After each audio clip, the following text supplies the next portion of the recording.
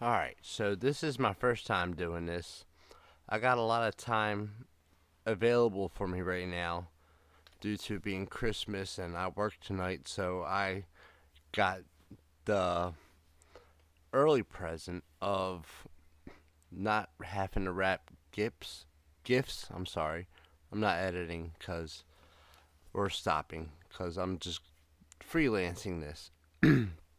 Normally, I just do primarily NFL podcast style recaps. I just recently did a prediction, and now I just want to kind of just talk just to see how I do with it. So here we go. It's Christmas Day now.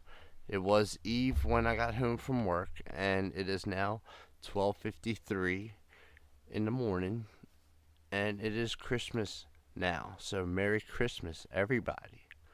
Hope everybody's having a great day today.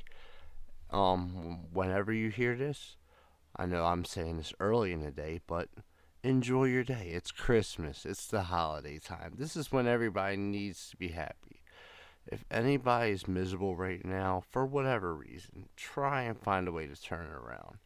I know that a lot of us adults, we go through losses such as loved ones and things of that. Believe me, I know. My mother passed away a few years ago, 5 years ago to be exact. And every Christmas I think of her, but at the same time, I'm happy to think of her because I had that mother. So I feel like this is the time that we can't be sad. Not at all. We need to be happy that we have those loved ones to think about. Because the reason why they are loved ones is because they made our time special. And the only reason why we get sad around this time is because they made this time special. That's why right now I want to give a shout out to my mother because she made my Christmases special and she taught me to make my daughter's Christmases special. So for that, I want to give a shout out and a Merry Christmas to my mother.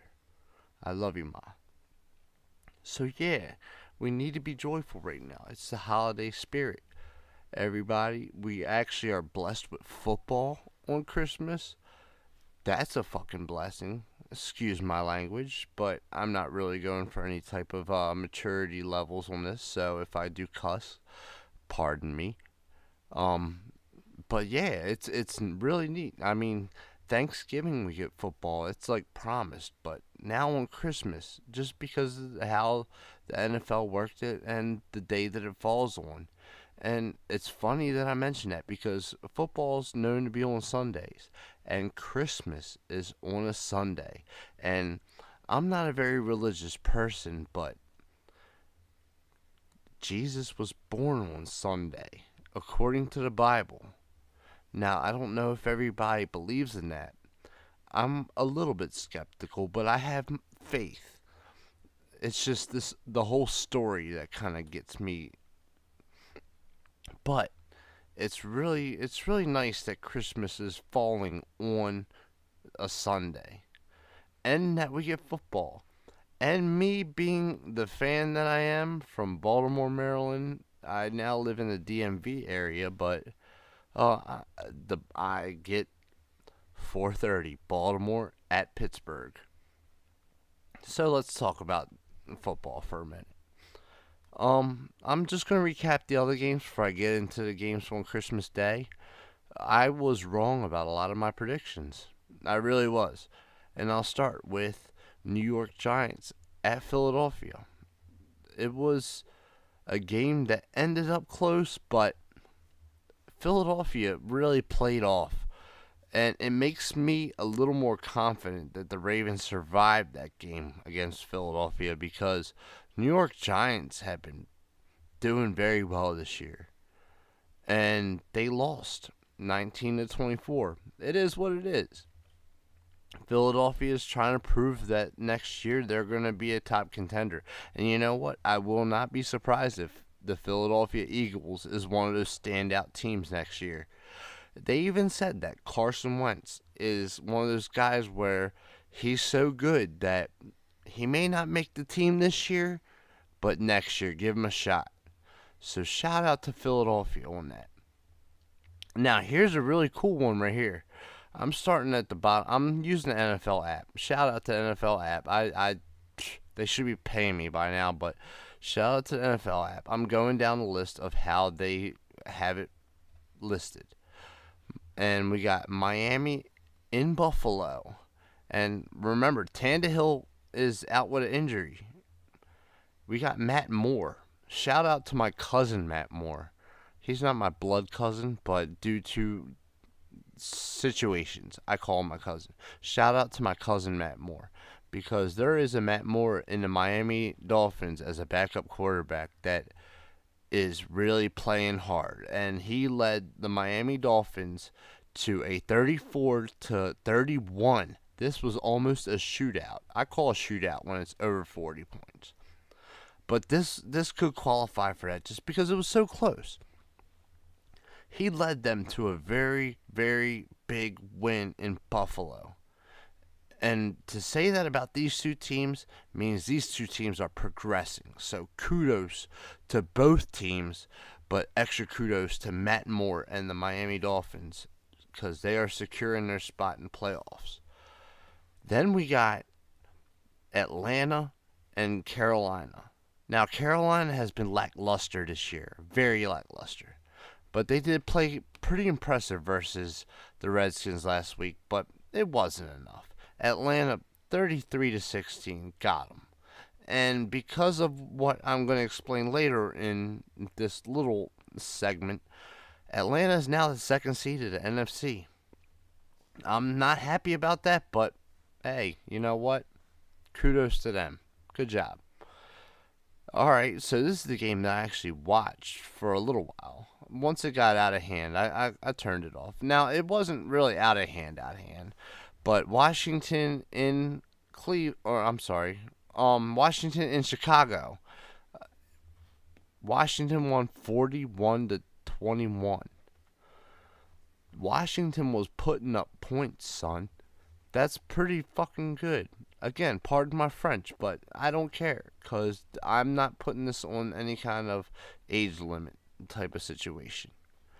But yeah, Washington did their thing. Chicago started to come back, but it didn't happen. Now, here's the surprise for the year. And shout out to Robert Griffin for being the guy handling the head of the team as far as quarterback position. Because a lot of people were statistically saying that this year they would have rather given it to somebody else. But Cleveland finally got their first win, 20-17 versus the San Diego Chargers. Interesting matchup because you got Phillip Rivers, you got Antonio Gates, I believe. I didn't watch the game and haven't watched the goddamn San Diego game all year, so excuse me if he's not with them no more. But this is a team that really has the potential of doing well and hasn't all year. And this right here shows it because they gave Cleveland their first win all year.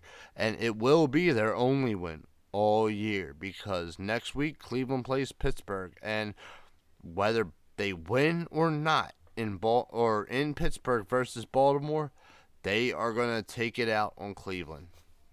So kudos to Cleveland and Robert Griffin for getting their first win, but it's not going to last, folks.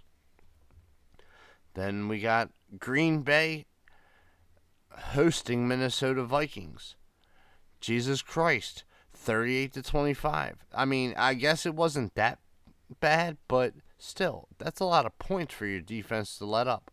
And what's ironic is that you get in the next game and Tennessee in Jacksonville. Jacksonville wins with the same amount of points, 38-17. And I want to give a shout out to Marcus Mariota because he took an injury, or I don't know what point of the game it was in. I'll look into it later, so excuse me for that. But that really right there could have been the reason why this game became so lackluster. Because Tennessee was really looking to be a potential long-time team as far as this year. They almost took the division. However, this right here solidified that. Then we got New York Jets in New England, and it really shows the home field advantage when even though they're not the greatest team, the New York Jets took an embarrassing loss, 3-41. 3-41. 3-41. I said it 3 times because Jesus Christ, you couldn't stop them that much that you lost 3-41. That's a 38-point deficit. What the hell? And you only put up 3 points? Where was Fitzmagic then? Where was Brandon Marshall? It was ridiculous. Got a couple more games up here, but we got Indianapolis in Oakland. And this is one of those games where I think back to last year when Joe Flacco played, can't remember exactly the game, but he was playing and he took an injury and ended the game with a win, but he got injured in that game and couldn't finish the season. Luckily for Oakland, this is the second to last game of the season. They beat Indianapolis 33-25. However, Derek Carr, bless his heart, because he really, I'm not going to say that he's the reason that this team has been turning around. There's a lot of elements, but he is the guy that's throwing the ball. And 33-25, he leaves the season with a broken leg. I mean, I'm a Kansas City fan, but I respect a good team when I see it, and it just breaks your heart to see such a phenomenal year for such an underdog team like Oakland Raiders that could potentially be in the key word, just fall flat like that. I hope their backup quarterback is, if not as good, good enough, and I hope the rest of the team can carry him. It is what it is. So here's another one that I actually called. I think I'd have to look back and remember, but Tampa Bay in New Orleans. New Orleans won 31-24. Like I said, New Orleans is one of those teams where they might lose some, but they'll put up a fight, and when they win, 31-24. Now here's a funny thing, this next game, because when I originally called it, and then later in that same calling, I made an error. I originally predicted in the San Francisco at LA game that the Rams would win. But by the end, I said by accident that San Francisco would win. And wouldn't you know it, San Francisco would win 22-21. So it came down to the nail biting type situation. And these are two teams where they're not doing nothing this year, so it really doesn't matter as far as anything else but their fans, fantasy, and, just whoever really cares. So that's interesting. I think that's really cool that my mistake ended up going over. Alright, so this is my disappointing game of the day.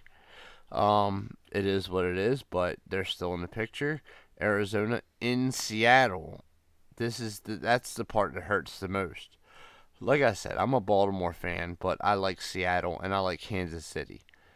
And Arizona won 34-31. Now remember, earlier in this year, Seattle and Arizona tied. So for it to be a high-scoring, close game like this, I can't be mad at the result. But god darn it, Seattle's no longer the number 2 seed in the NFC. It's now Atlanta. So, I mean, good job, Arizona. You're not making the playoffs, but whatever. It is what it is. I feel like Arizona and Cincinnati are really similar as far as the way they play, the way they win, their records. And it's funny because Carson Palmer used to play for Cincinnati. And then we get to Cincinnati's game, the Saturday night primetime game, Cincinnati in Houston. Now, I originally called Cincinnati to win this game, and this is one of those games where you really can't be mad at the outcome. 10-12 Houston. I don't think it was really a quarterback or playmaker type of situation. It was a defensive game, obviously. The defenses controlled this game. I didn't get to watch it. By the time I got off work, it was over. But when I look at the score, obviously Houston kicked 4 field goals. Cincinnati got 1 touchdown and 1 field goal over a 60-minute field time limit. That's crazy, but it is what it is. So, I mean, I was wrong on a lot of these. With the San Francisco game, I got lucky that I made a mistake. Whatever, cool. Tomorrow we got my. This is a Christmas present to me, thankfully, and I really hope that Santa Claus delivers with the way that the outcomes go. Baltimore in Pittsburgh and Denver in Kansas City. That's an AFC Christmas present for me because I love Baltimore. I'm from Baltimore, so I love the Ravens. And Kansas City, not only do I really like their music scene, Tech Nines from Kansas City, his whole label, Mac Lethal, this, that, and the other, but I really like that team. They won me over a couple years ago, and I follow them. Same way Seattle did. But Kansas City, I think I like Seattle more than Kansas City just because I've liked them longer. But I feel like I like Kansas City more just because of the way that I feel about them. Because maybe I think it's the underdog thing. Because Seattle, the fact that they went to 2 back-to-back Super Bowls, won one of them, lost the other one in probably one of the best. Actually, it was rated number 5 in the best Super Bowls of all time. They lost that one by a very close margin, and I think that that's why I like Kansas City a little more, just because of the underdog effect. Because they have not been in the Super Bowl contention in a long time, and they've been a really good team for a while now. And I respect that, and I really want them to get somewhere. So I think I'm starting to like Kansas City more than Seattle, just because I really want to see them get the gold. But yeah, Denver's playing in Kansas City, and last time these two teams met, it was the greatest game of all season. So we already know that these two teams deliver as far as entertainment is concerned. But as far as anything else, I really hope that this isn't one of those games where one player makes the whole difference. Because Justin Houston is out. That is their Von Miller. Kansas City, I'm talking about. Justin Houston is their Ray Lewis. So, I mean, hopefully the backup can carry the load. But it should still be a really good game. It's at Arrowhead, and Kansas City has a really great record, but they've lost a couple really embarrassing games at Arrowhead. Not too embarrassing because the teams were standout this year, but they haven't been previously. That's what I'm talking about. It was one, Tampa Bay beat them, and two, Tennessee beat them, both at home.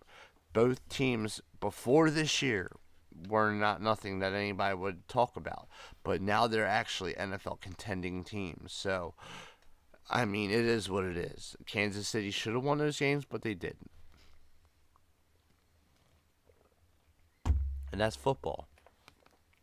And I want to keep talking just because I have the opportunity to actually try this, and I feel like I'm doing well.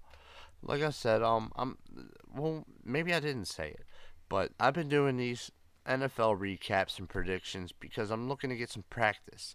I want to, kind of do this more often. I'd like to start my own podcast radio show. And in order to do that, I need to be able to talk to you guys, whoever's listening, whether it's one person or 1,000 people. I need to be able to talk to you guys.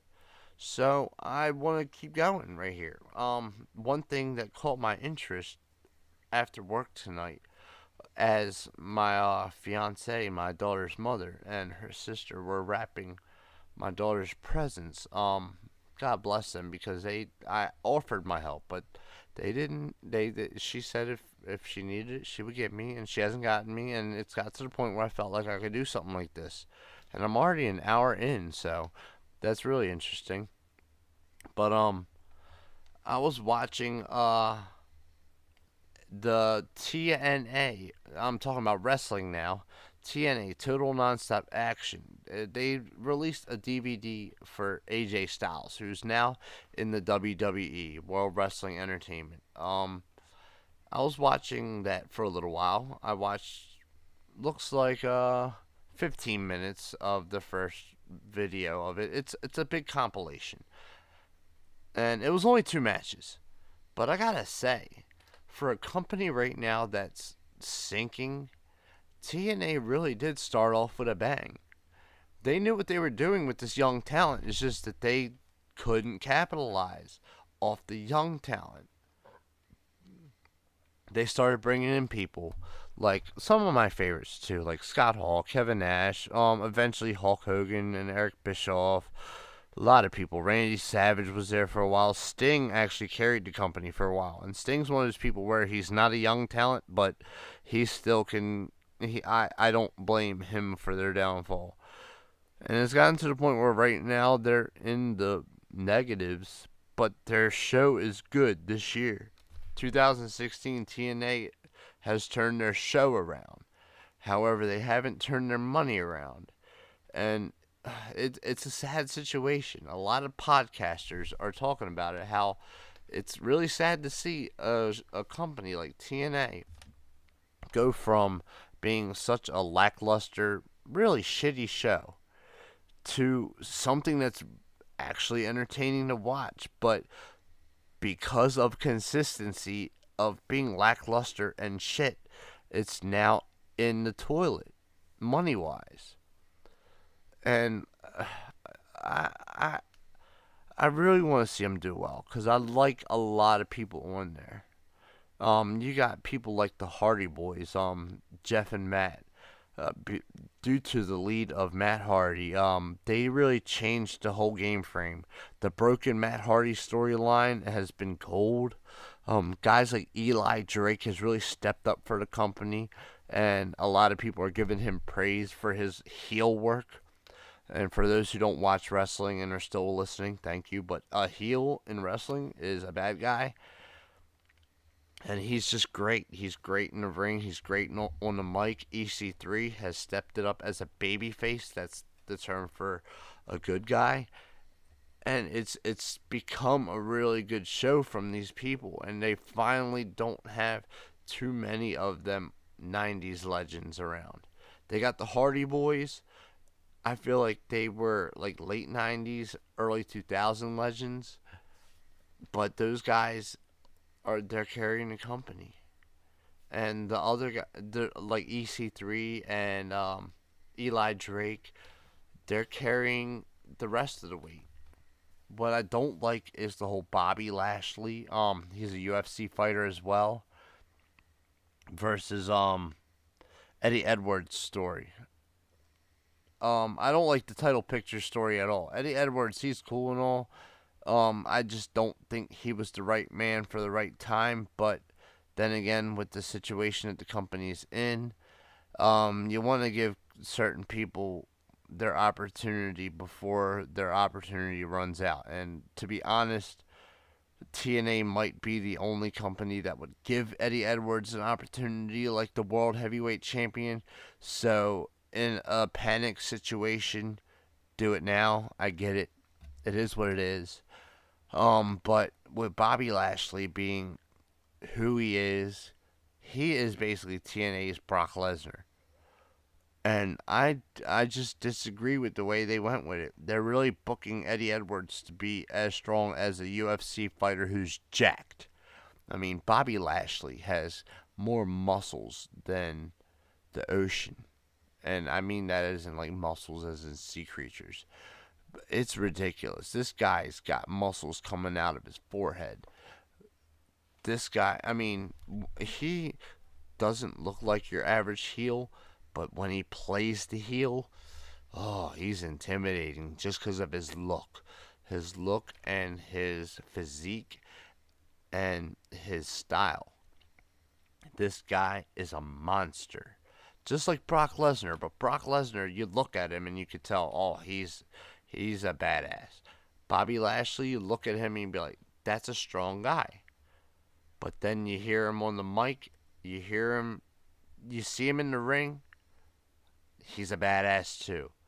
I would love to see these two go at it at a WrestleMania. I'd love to see Bobby Lashley come back to the WWE for a WrestleMania against Brock Lesnar. I think that that would be the perfect identical matchup because these guys literally have been booked up to be unstoppable. WWE has done a better job of booking their unstoppable guy at Brock Lesnar, but the difference is that they kept Brock Lesnar out of the title picture, whereas TNA had no choice but to put Bobby Lashley in the title picture. I mean, they were a sinking ship. They still are. It is what it is. So, I mean, but that's that. Yeah, like I said though, AJ Styles DVD compilation. So far, it looks like a real good hit. I'm gonna be continuing to watch it. Something I find very interesting. Um, Starting to run out of things to talk about.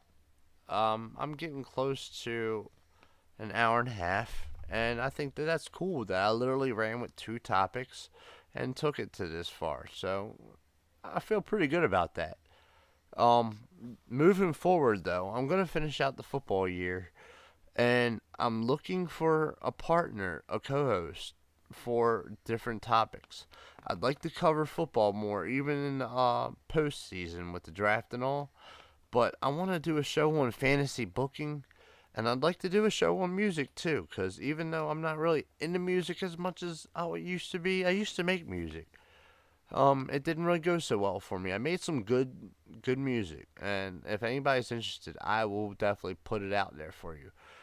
But yeah, it didn't go well for me, so I decided to give it up. Maybe not entirely. I might go back to it, but this is what I want to do now, and I'm looking for co-hosts for different things. So if anybody's interested, definitely hit me up. I will make sure that my Facebook, my email, my phone number, if you want, is available. Um, but yeah, this is what I'm trying to do moving forward.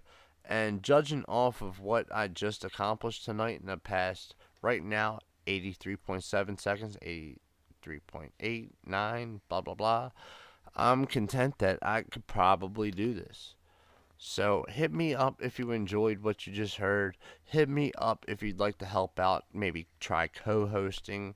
I'm interested in anybody who's interested in me. We can try whatever. Even if you have no experience, I'm actually using a off-brand professional mic, if that makes any sense. Um, but yeah, I'm willing to work with people who want to call in, who want to use just regular laptop microphones and want to Skype me for something like this. We can make it work. I mean, this is the digital world. We can make something work. So I'm trying to make a radio show work, online radio show, a podcast show. And even though I'm motivated by wrestling podcasting, I don't want it to stop there. I would like to do multimedia podcasting. I want to cover sports that I'm interested in mostly. And like I said, since I'm interested in finding co hosts, if a co host is interested in something that I'm not interested in, but willing to at least let. I mean, dude, we can work together. Like, I'm not interested in baseball, but if you are and you want to talk about it, talk about it. I'll sit here and give you the. Yup.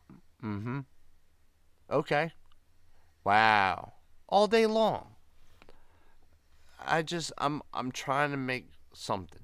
I'm trying to create, trying to produce, trying to make entertainment. And I know that if there's anybody out there like me that just enjoys listening to other people talk about things that they're interested in, that we can make something happen. So I just hit an hour and a half. I feel content with that. So I'm going to go ahead and sign out.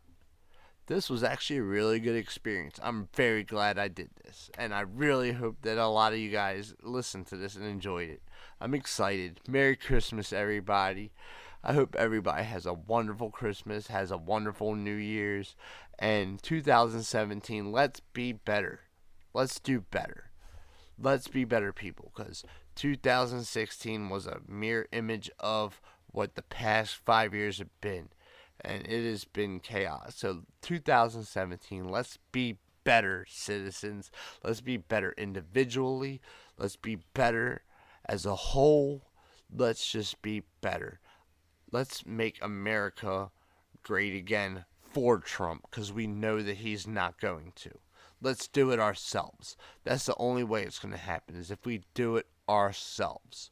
My name is Kevin Warner, and I am signing out here. Good night, y'all. Merry Christmas, Happy New Year, Happy Holidays, and blessed to y'all.